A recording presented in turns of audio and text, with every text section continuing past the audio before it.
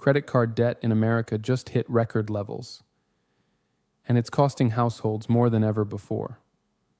How bad is it? Why is it happening? And more importantly, what does it mean for the future of our economy? Let's take a closer look. As of September 2025, U.S. credit card balances have climbed past $1.4 trillion, which is the highest in history. The average household carrying credit card debt now owes just over $8,000, with some families paying $1,500 to $2,000 a year just in interest. And here's the kicker. Interest rates on credit cards are at 21 to 24%, nearly double what they were 15 years ago.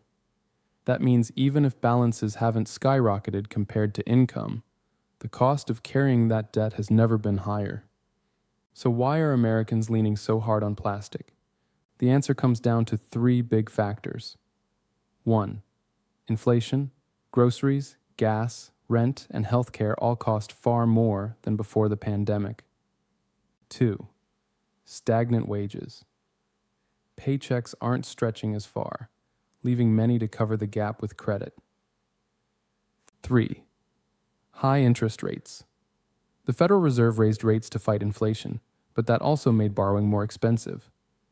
Combine these with existing student loans, housing costs, and car payments, and you've got a perfect storm. Here's what it's costing us. With balances this high and rates above 20%, Americans are now paying over $200 billion a year in credit card interest. That's money that isn't going to savings, home purchases, or investments, just bank profits. And the burden is heaviest on middle and lower income families who are using credit cards not for luxuries, but for survival.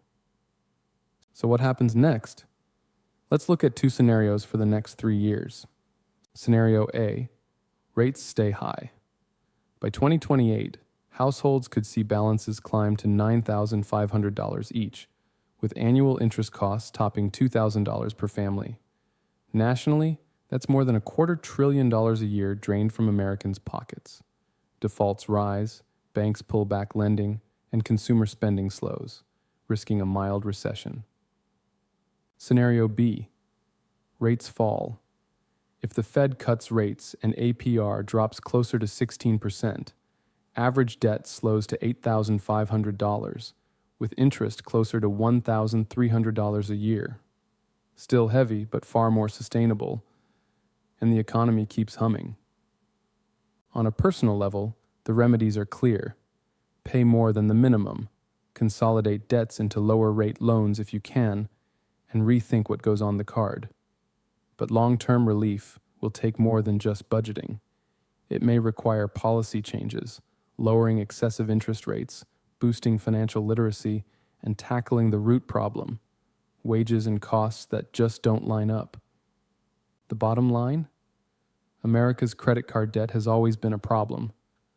But in 2025, with record balances and sky-high interest rates, it's become a crisis. So what do you think? Are Americans heading into another financial storm? Or can we turn it around with smarter policy and smarter choices? Drop your thoughts in the comments. Also share this video and subscribe. It helps the channel out. Thank you for watching.